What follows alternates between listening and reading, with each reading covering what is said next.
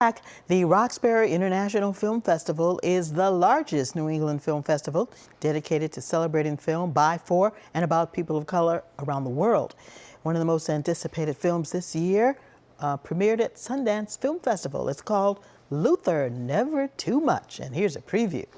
But a chair is still a chair. But a room is not a house, and a house is not a home when the two of us, we are far apart, and one of us has a broken heart. Yeah. And I gotta say, when I was being honored by the NAACP and he performed it for me, it was overwhelming. It really was. Wow, we could just hear him sing for the rest of the show. What a voice. Lisa Simmons is here. She's the festival's artistic and executive director. Lisa, how fitting it is that June is Black Music Month and you've chosen Luther to open the festival. Oh Tell my us gosh, why. this is so exciting. Why? Because we were able to get it. We were so excited that talked to Don Porter, who's the director, great director, did the John Lewis film, Trouble, and just we just felt like we needed celebration. We needed a celebratory, incredible opening night film, and it all came together. And we're so excited because we're the only ones in the New England area that are screening it before it is released in July. Now, I've seen Luther Vandross in concert at least 5 times, maybe more. But what makes Luther Vandross special to you, and what's something you learned about him in the film that we didn't know? I mean, I think what's special about him is that he brought this type of music that was so soulful, that was so sort of like washed over you, and it always just made me feel good. It always made me want to sing at the top of my lungs when you put it in. And I think that, what I realized about him is that he is a consummate professional. He was incredibly, and not to the perfectionist. I mean, he loves singing with other people, but I think that his craft really helped other people understand the importance of being a Black male singer at the particular time that he was coming up, and that he did background. He was a backup singer for years. The group was called Change. I remember. Yes.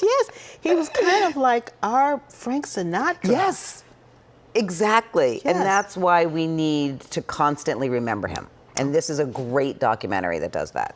Now, one of the other films that you're going to be featuring is called Sing Sing, starring Colman Domingo. His character is serving time at Sing Sing, a notorious prison, for a crime he didn't commit. He finds purpose by acting in a theater group alongside other incarcerated men. And here's another preview. This is a clemency hearing for your conviction, 25 to life. Since you've been in custody, you've been involved in a theater program. Gentlemen, let's go.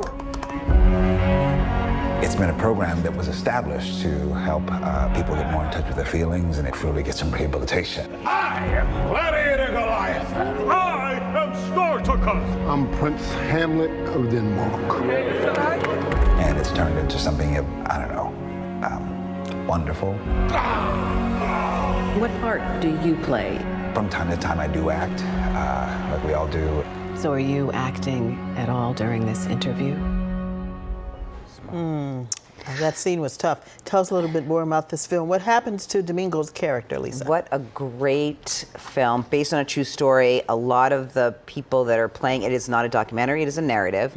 So there are people who are the other characters in the film are actually from the rehabilitation through the arts program that came back to do the program after their release. So his character is really, his character is someone who is in for a good amount of time and uses this rehabilitation through arts to help sort of, fulfill what his, his desires and his need and his understanding of the person that who he is. And so they stage plays. Oh my gosh, they stage write plays. They do Shakespeare. They do all sorts of things. And this program exists, and it's really incredible. And there are other programs like it across the country. In some prisons, there's also there's also like a music program too, and some others. And it's really a great opportunity to do this rehabilitative work for those who are incarcerated. Now, how does this film differ from a typical prison redemption story? I think it differs because it's a true story. It has the people that were actually part of the rehabilitation through the arts program acting in a film, a narrative film that they've never done before. So these are people that have actually lived this life, and that's, I think, what brings it to life. And we're following it up with this great panel discussion with folks from Haley House and someone who's coming from the rehabilitation through the arts program. So I've had a chance to see both Sing Sing and Luther, so I'm looking forward to seeing them again. Yes. At the film festival. And Lisa, thank you for joining us. You are going to be at the festival. The Embrace Festival, right? Yes. Okay, and the Roxbury Film Festival opens on June 20th with Luther Never Too Much. You can find links to the rest of the schedule on our website at wcvb.com/cityline.